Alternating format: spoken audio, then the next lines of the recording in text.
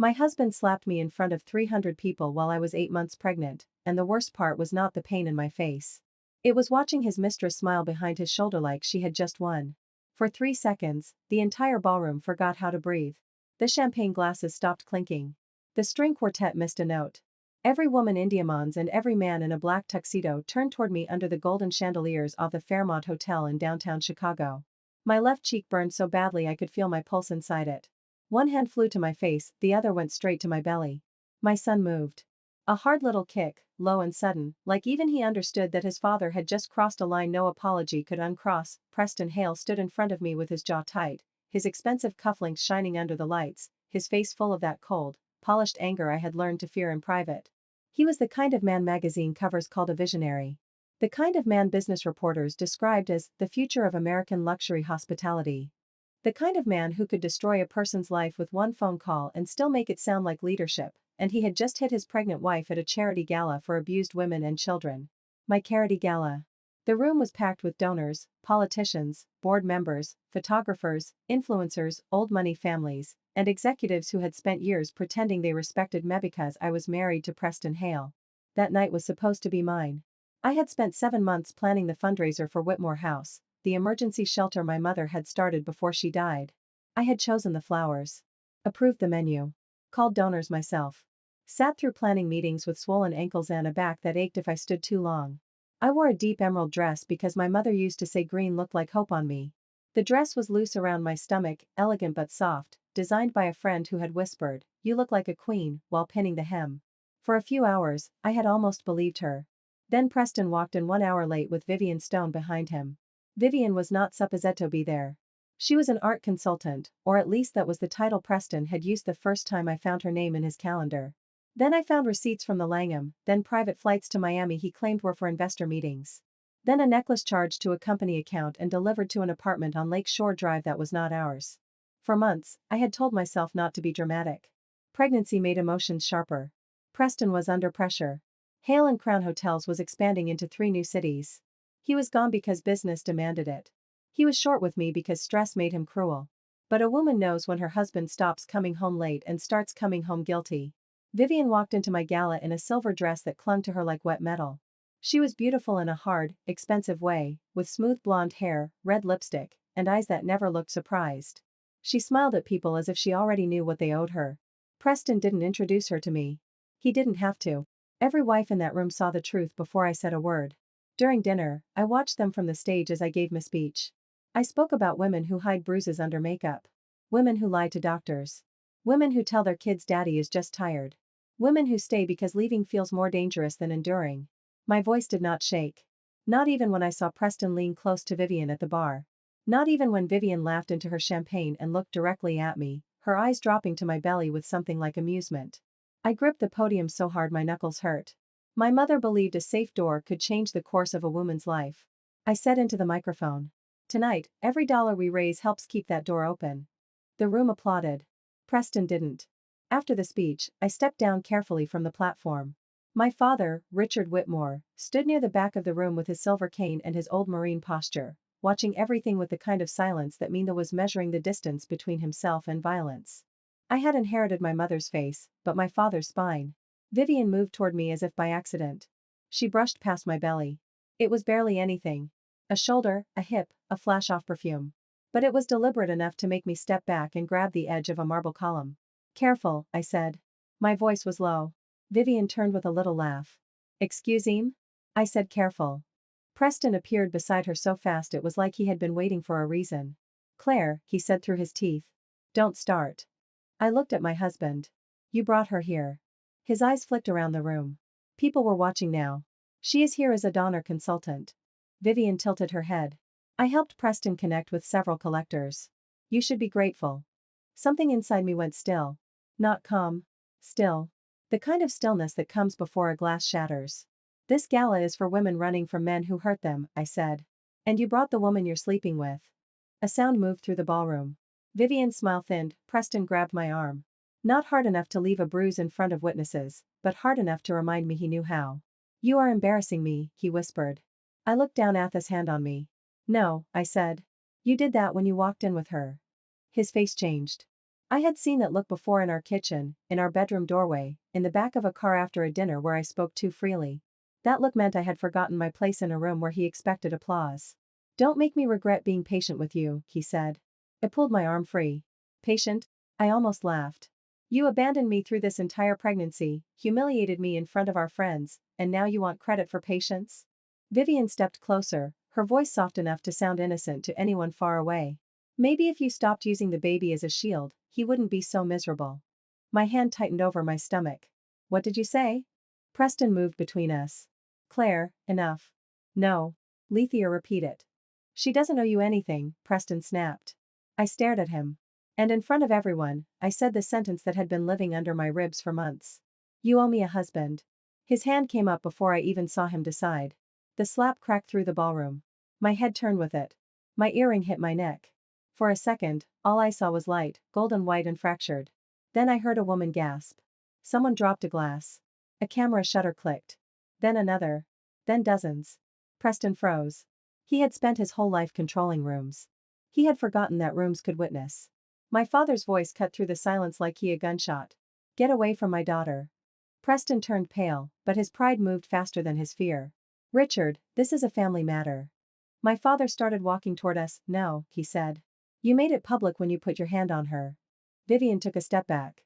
For the first time that night, her smile disappeared. I lifted my head and looked at Preston. My cheek was burning. My heart was pounding. My baby kicked again, harder now, and it gave me enough strength to speak. You just lost me. Preston's mouth opened, but no words came out. My father reached me, put his arm around my shoulders, and guided me away. Reporters surged. Security moved in. People whispered my name. Someone asked if I wanted an ambulance. Someone else said the police were on their way. I did not cry. Not then. As my father led me through the service hallway behind the ballroom, my phone buzzed inside my clutch. I almost ignored it. Then I saw the name. Marianne Fox. My attorney. The text was short to Claire, we found something worse. Vivian is not just his mistress. She has been using your shelter donations. I stopped walking. My father turned. Claire? I looked down at my phone, then back toward the ballroom where Preston's empire was still glittering under chandeliers. And for the first time that night, I smiled. Not because he was happy. Because I finally had a war worth fighting. I did not go home that night. Home was a glass penthouse on the 54th floor overlooking Lake Michigan, filled with Italian furniture, silent hallways, and the kind of luxury that had started to feel like a locked room. Preston had bought it before our wedding and called it our future. By the end, it felt like a museum built around his ego. My father took me to his townhouse in Lincoln Park. By midnight, the video was everywhere. Hotel CEO slaps pregnant wife at charity gala. Preston Hale assaults wife in front of 300 guests. Billionaire scandal explodes at domestic violence fundraiser. The internet did what the internet does. It froze my pain, replayed it, zoomed in on it, slowed it down, argued about it, judged my dress, my face, my marriage, my pregnancy, my father's reaction, Vivian's smile. Some strangers defended me. Some asked what I had said to provoke him. That was the part that made me throw up. A doctor came to my father's house at 1:30 a.m. She checked my blood pressure, pressed a monitor to my belly, listened to my son's heartbeat, and told me to avoid stress. I laughed so suddenly she looked startled. Avoid stress. As if stress were a puddle I could step around. My father sat beside my bed after she left. He had changed out of his tuxedo but still wore his dress shirt, sleeves rolled, jaw clenched so hard I could hear his teeth shift. You don't have to decide anything tonight, he said. Yes, I do. No, sweetheart. You need rest. I turned my head on the pillow. If I stay quiet, tomorrow his people will say I was unstable. They'll say pregnancy hormones. They'll say I attacked Vivian. They'll say he barely touched me. My father say is filled, but he did not let the tears fall. Richard Whitmore had built construction companies across the Midwest. He had negotiated with unions, survived recessions, buried me mother, and raised me alone from the time I was 12. But that night, he looked smaller. Not weak. Wounded. I should have seen it, he said. You did. He shook his head. Not soon enough. I reached for his hand. Neither did I. At 7:15 the next morning, Marianne arrived with 2 coffees, 3 folders, and the expression of a woman who had not slept because she had found exactly what she had feared. Marianne Fox was 62, sharp as broken glass, and had been my mother's best friend before she became our family attorney. She wore navy suits, red reading glasses, and disappointment like a weapon. She set the folders on the table beside my bed. The assault is clean, she said. Multiple videos, multiple witnesses. Security footage. We can get a protective order today. I nodded. The affair is documented. Hotel records. Travel records. Gifts. Company card usage. Not enough by itself to destroy him financially, but enough to support a divorce filing under misconduct. Okay. She opened the third folder. This is the problem. Inside were wire transfers, invoices, shell company registrations, email chains, and scanned signatures. My eyes moved over the pages, but my brain rejected them at first. Whitmore House donations had been rerouted through a consulting initiative Preston had publicly supported 6 months earlier. The initiative was supposed to fund art therapy programs for women and children. It had a beautiful logo. A clean website. Testimonials from families I did not recognize, photos of children painting in a bright room that, according to Marianne, did not exist. The money had gone through 2 companies. Both tied to Vivian Stone. My stomach twisted. How much? I asked. Marianne hesitated. How much? Just over $1.8 million so far. I closed my eyes. That money was beds. Lawyers. Emergency rides. Therapy sessions. School uniforms. Diapers. Security upgrades. That money was women trying to leave before the next punch became the last. Preston had not just betrayed me. He had helped steal from them. Did he know? My father asked. Marianne removed her glasses. He signed the authorization. Whether he understood every layer is something his criminal attorneys will fight over. But he signed. My phone rang before anyone could say more. Unknown number. I almost let it go. Something made me answer. Mrs. Hale? The voice was female. Shaking. Yes. My name is Nora. Nora Bennett. I work for Mr. Hale. Executive office. I sat up slowly. I know who you are. I should have called you sooner. Marianne leaned closer. I put the call on speaker. Nora took a breath that broke halfway through. Vivian was blackmailing him. No one moved. She had emails, photos, recordings. She threatened to send everything to the board unless he kept paying her. At first it was gifts. Then consulting contracts. Then the foundation project. He told me to process things and not ask questions. Marianne picked up a pen. Nora, are you willing to send documentation? I already sent it to the secure email on your website. I didn't know where else to send it. There are messages from him too. He knew she was pressuring him. He kept saying he could control it. My father's face darkened. I looked down at my belly. He hit me because I embarrassed him in front of her, I said. Nora's voice went quiet. No, Mrs. Hale. He hit you because last night Vivian told him you knew. The room went colder. What? I heard them arguing near the private elevator before they entered the ballroom. She said you were not as stupid as he thought. She said if you exposed her, she would expose him first. He was furious before he ever saw you. A strange calm settled over me. So the slap had not been sudden. It had been fear wearing a tuxedo. Send everything again to Marianne, I said. I will. Mrs. Hale? Yes? I am sorry. I looked at the folders on the bed. Then help me make it count. By noon, Marianne had filed for a protective order. By 3 p.m., Preston's attorneys had called 6 times. By evening, his PR team released a statement saying he deeply regretted a private marital disagreement that had been misinterpreted by the public. Private. Marital. Disagreement. I read those words while sitting in my childhood bedroom with a bruise on my cheek and my unborn son pressing against my ribs. Then I recorded a video. Not a polished statement. Not a media performance. Just me, sitting by the window, hair pulled back, no makeup except the yellow shadow blooming across my cheek. My name is Claire Whitmore Hale, I said. Last night, my husband struck me at a fundraiser for women and children escaping violence. There was nothing private about it. There was nothing marital about it. And there was no misunderstanding. I paused because my voice nearly broke. Then I kept going. Whitmore House was built by my mother for women who were told to stay quiet. I will not honor her legacy by becoming one of them. I did not mention Vivian. I did not mention the stolen money. Not yet. Marianne posted the video through my foundation account. Within 2 hours, it had 4 million views. Within 6, Hale and Crown Hotels lost 2 sponsors. By morning, the board had requested an emergency meeting. Preston finally got through to me from a blocked number. Claire, he said. His voice sounded rough, almost human. I said nothing. Please don't hang up. You have 30 seconds. This has gotten out of control. No. It has gotten visible. He exhaled hard. You don't understand what Vivian did. I understand what you did. She set me up. You brought her into my life. She manipulated me. You hit me. Silence. Then his voice changed, the pleading falling away. Be careful. Your father's foundation has its own vulnerabilities. My hand tightened around the phone. Is that a threat? It's a reminder. No one is clean at our level. I felt the baby move again. No, Preston, I said. That is what men like you tell yourselves so you can sleep after hurting people. I am still the father of your child. That is the only reason I am not letting my anger make decisions. He laughed once, bitter and ugly. Your anger is all you have. I looked at the mirror across the room. At my swollen belly. At my bruised face. At the woman I had almost stopped recognizing. No, I said.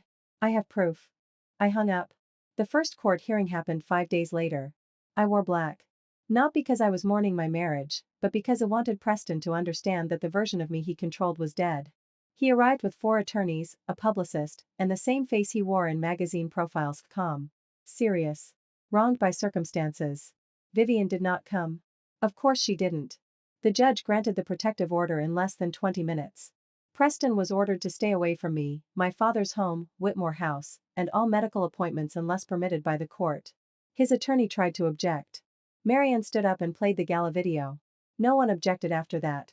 In the hallway outside court, Preston waited until cameras turned toward us. Then he stepped close enough that the deputies shifted. Claire, he said softly. Please. We can fix this. I looked at the reporters. Then at him. You should have fixed yourself before you broke your family. His eyes flicked downward to my stomach. How is he? The question hit me harder than I expected.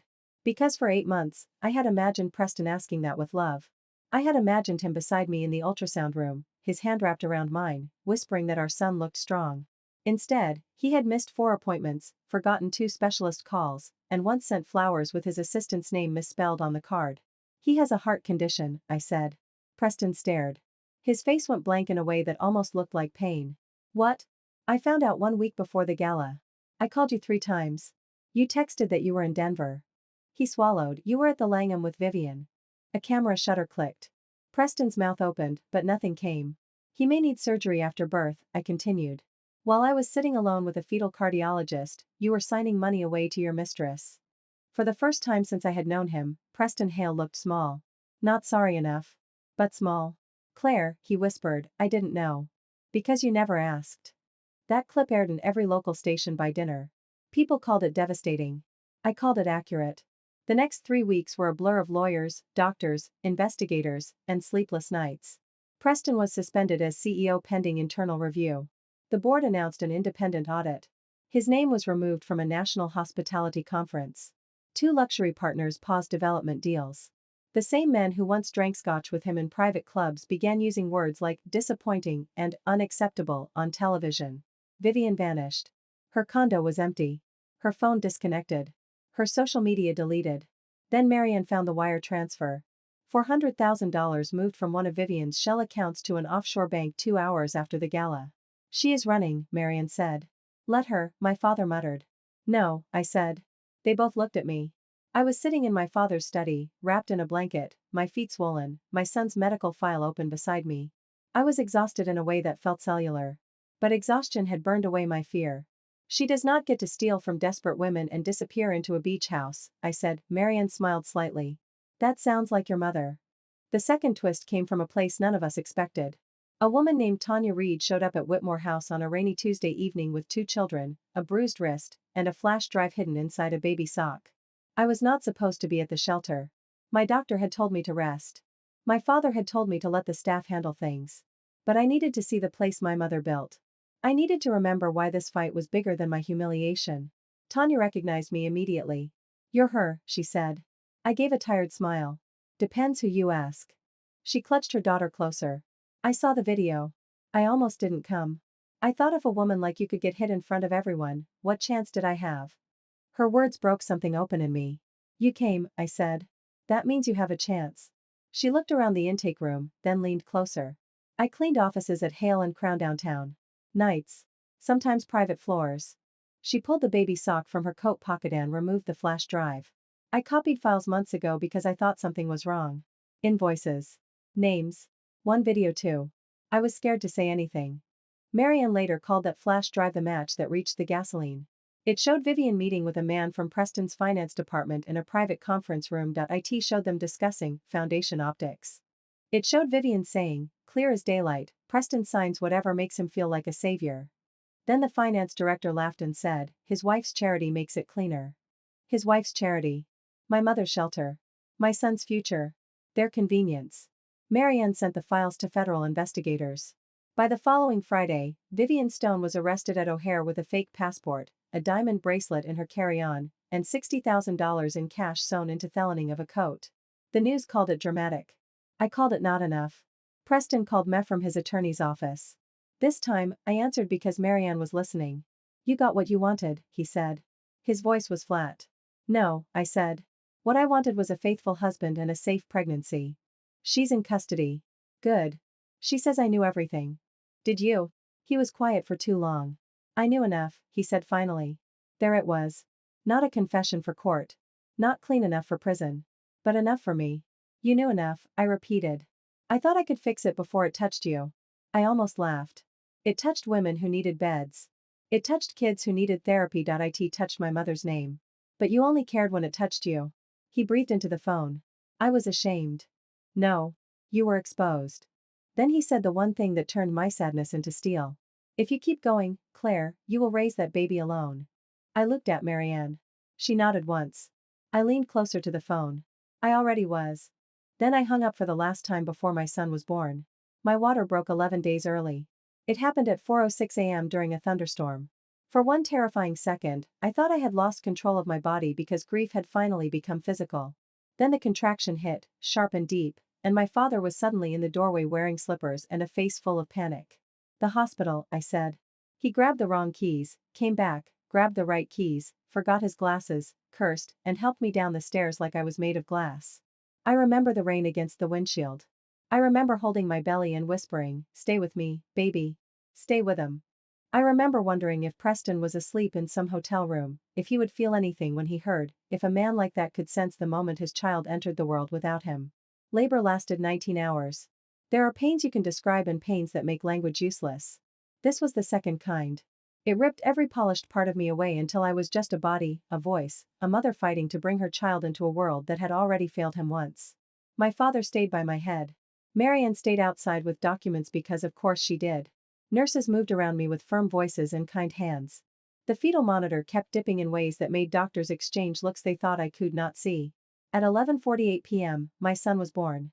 He did not cry right away. That silence was the longest moment of my life. I kept asking, why isn't he crying? Why isn't he crying? Then a small sound cut through the room. Thin. Angry. Alive. I sobbed so hard I could not see. They placed him on my chest for 12 seconds before the neonatal team took him. He was tiny, warm, furious, his fists clenched like he had arrived ready to fight everyone who had made his mother cry. His name is Oliver, I said. My father kissed my forehead. Oliver Richard Whitmore Hale, a nurse asked gently. I closed my eyes. Oliver Richard Whitmore. No Hale. Not yet. Maybe not ever.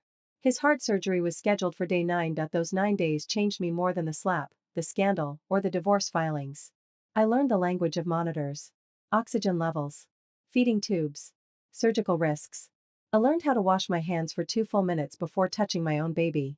I learned that hope can be the size of a finger wrapped around yours.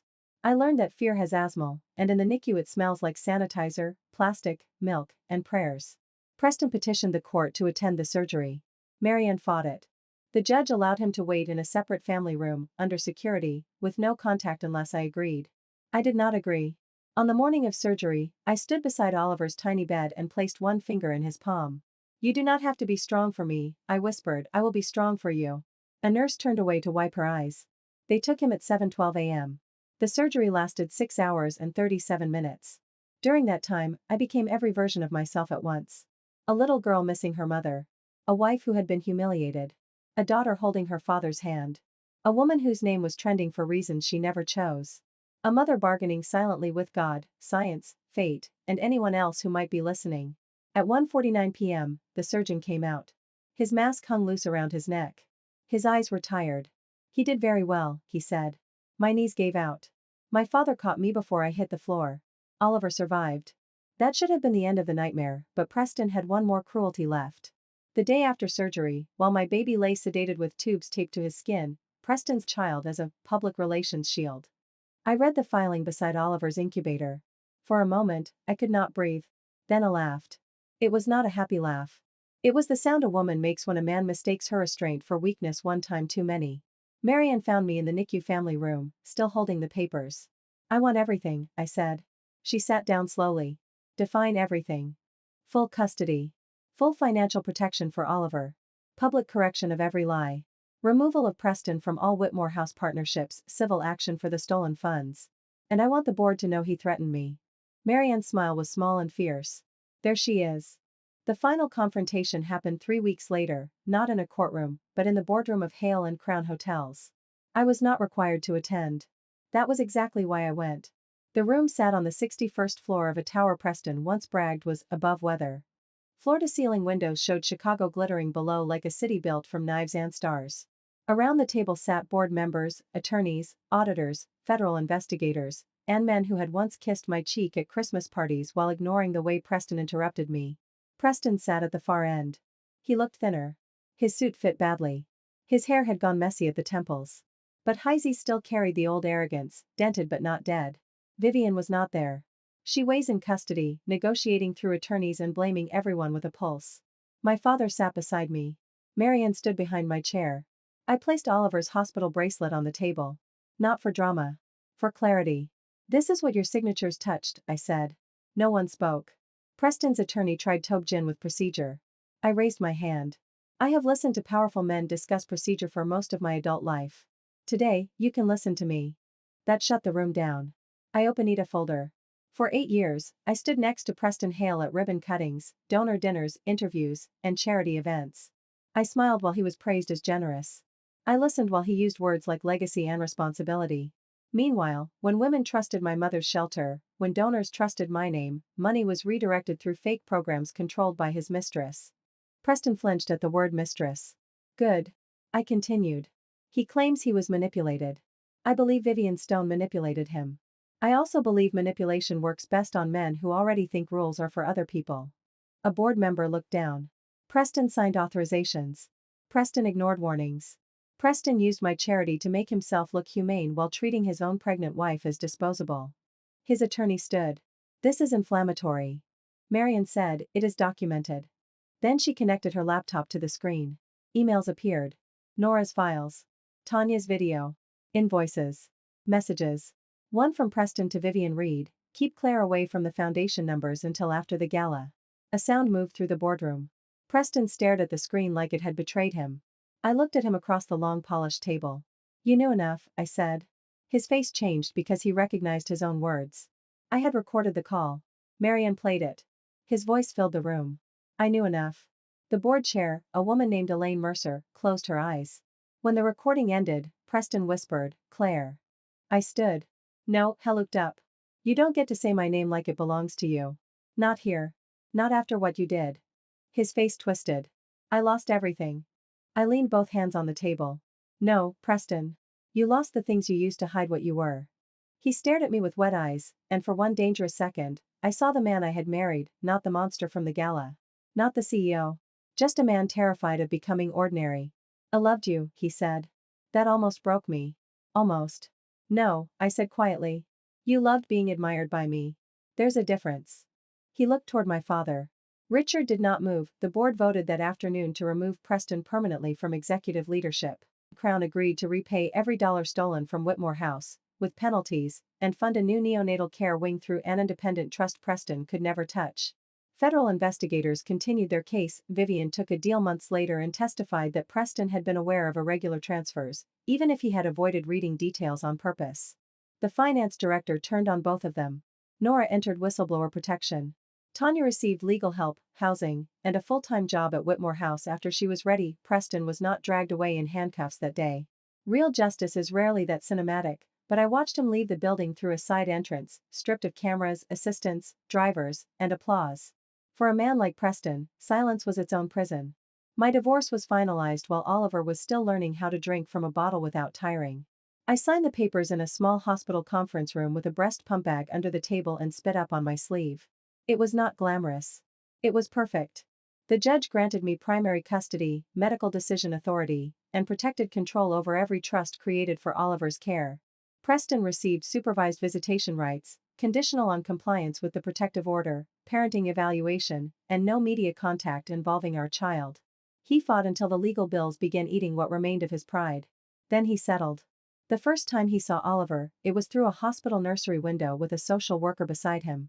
I watched from the hallway. Preston pressed his hand to the glass. He cried.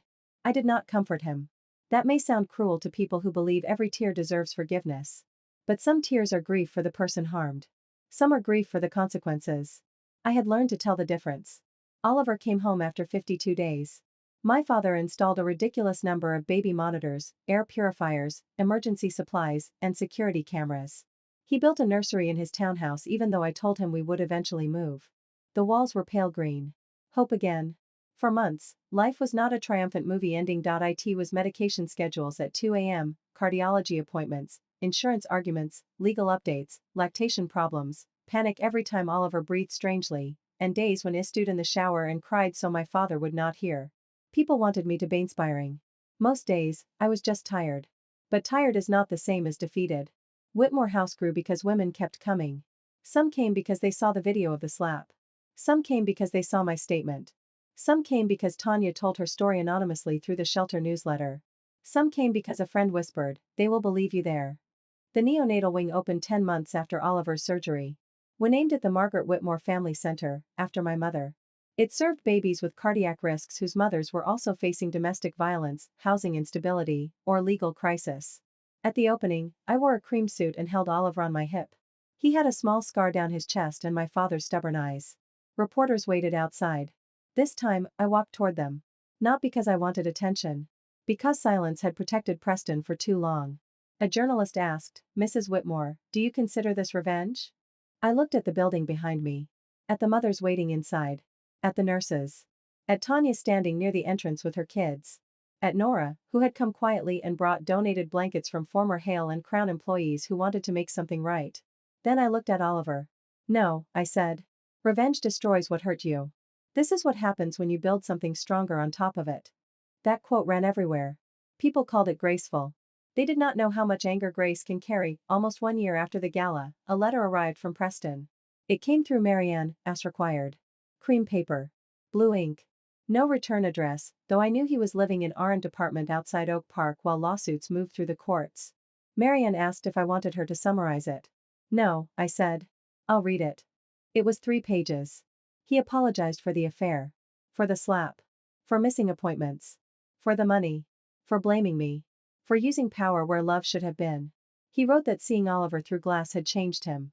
He wrote that he knew he did not deserve forgiveness but hoped someday he might earn a place in his son's life. At the bottom, he had written, "I thought being feared meant I mattered. I was wrong." I folded the letter carefully. I did not tear it up. I did not forgive him. Not yet.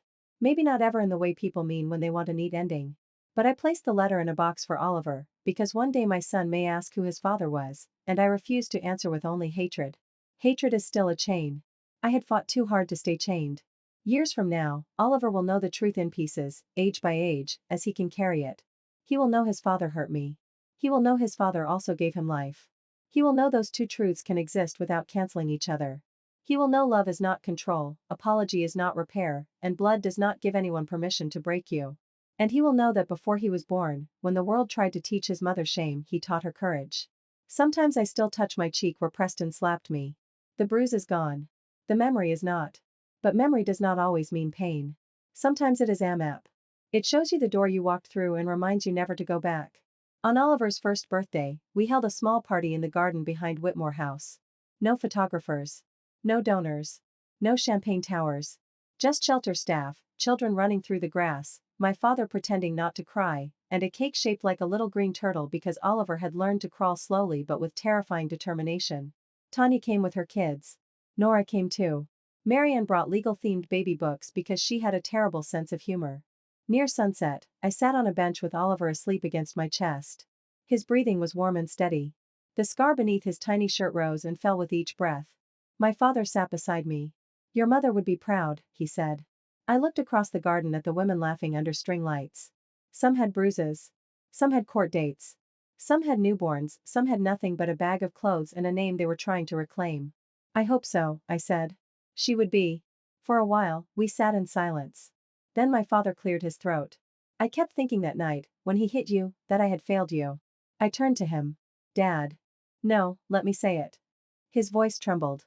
I taught you to be polite in powerful rooms. I taught you to smile through discomfort. I taught you that our name came with responsibility. I worry I also taught you to endure too much. I took his hand. You taught me to stand up. His eyes filled. It took me a while, I said. But I did.